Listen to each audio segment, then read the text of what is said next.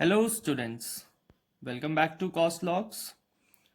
हमारे इस चैनल पे केमिस्ट्री की सीरीज चल रही है जिसमें हम लोगों ने ऑर्गेनिक केमिस्ट्री से स्टार्ट किया हुआ है, या फिर अगर सिंपल वर्ड्स में कहें तो हमने हाइड्रोकार्बन्स से स्टार्ट किया है।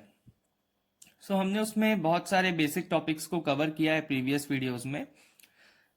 इलेक्ट्रॉन डिस्प्लेसमेंट का एक मेथड होता है, इंडक्टिव मेथड, इंडक्टिव इफेक्ट, तो वो हमने प्रीवियस वीडियो में कवर किया था। आज हमारा नेक्स्ट इफेक्ट है इसी कैटेगरी में, इलेक्ट्रॉन डिस्प्लेसमेंट की कैटेगरी में एक सेकंड मेथड हम लोग डिस्कस करने जा रहे हैं जिसका नेम है रेजोनेंस। ये एक बहुत ही अच्छी प्रॉपर्टी है समझने के लिए केमिस्ट्री में जो होती है कंपाउंड्स में, एंड इसमें हमें बहुत ज़्यादा कंफ्यूजन भी होता है, तो इसको हम एकदम सिंपल वर्ड्स में आज समझने की कोशिश करते हैं। सबसे पहले तो रेजोनेंस इफेक्ट जो होता है इसका एक और नाम है मेसोमेरिक। अगर आपको ये कहीं दिखता है तो डोंट गेट कंफ्यूज्ड, ये भी रेजोनेंस ही है।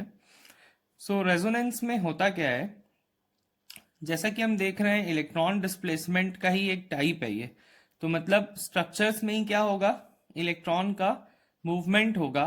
अंदर में ही जो इलेक्ट्रॉन्स हैं वो अपनी प्लेसेस को स्विच करके कुछ डिफरेंट स्ट्रक्चर्स हमें देने वाले हैं। अब रेजोनेंस की ज़रूरत कहाँ पे पड़ती है, पहले इसकी बात कर लेते हैं। तो हमारे पास कुछ ऐसे मॉलिक्यूल्स हैं केमिस्ट्री में जिनका सिंगल स्ट्रक्चर कैपेबल नहीं है सारी प्रॉपर्टीज को डिस्क्राइब करने में।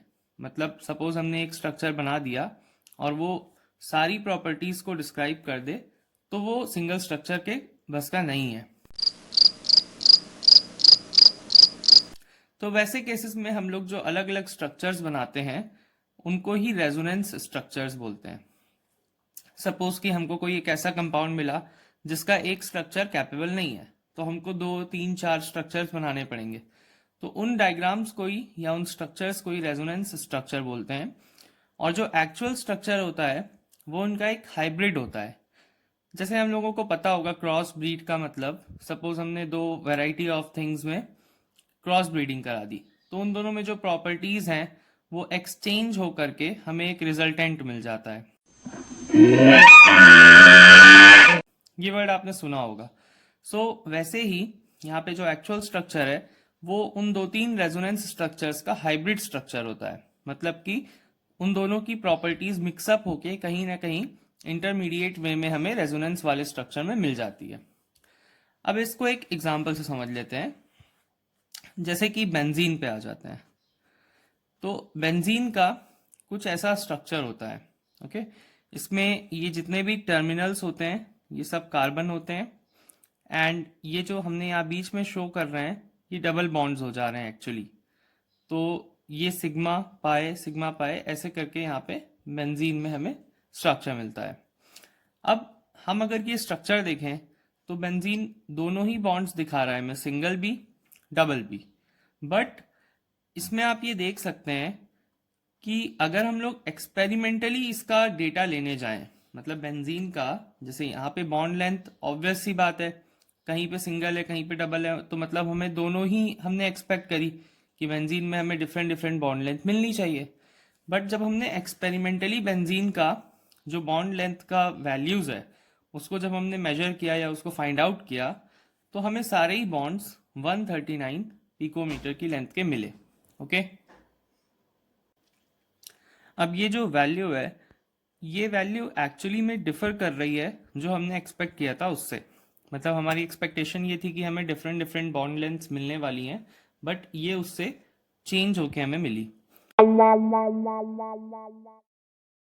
हम ये कह सकते हैं कि एक इंटरमीडिएट वैल्यू है सी सिंगल बॉन्ड सी वाली की और सी डबल बॉन्ड सी, इन दोनों की एक इंटरमीडिएट वैल्यू हमें मिली है 139 पिकोमीटर। अब ये जो एक्चुअल हमारा रिजल्ट है या जो हमारा एक्सपेरिमेंटल रिजल्ट है ये चेंज हो गया जैसा हमने एक्सपेक्ट किया था उससे। तो बेसिकली साइंस में हमने जितनी भी थ्योरीज बनाई हैं तो वो हमने इन्हीं चीज़ों को कंपेंसेट करने के लिए बनाई है।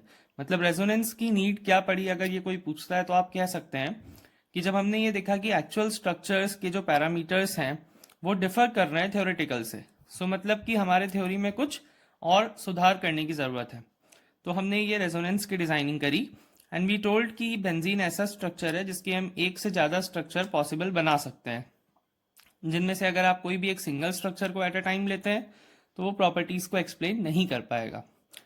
तो हमने क्या बोला कि जो हमें एक्चुअल अब जो मिलने वाला है, या जो एक्चुअली जो हमें मिल रहा है एक्सपेरिमेंटल वे में, तो वो इनका एक हाइब्रिड वर्जन है, मतलब कि इनकी क्रॉस ब्रीड है, या इन दोनों की ही प्रॉपर्टीज रखने वाला एक आपको प्रोडक्ट मिलेगा। तो same is with benzene and same is with other resonance structures.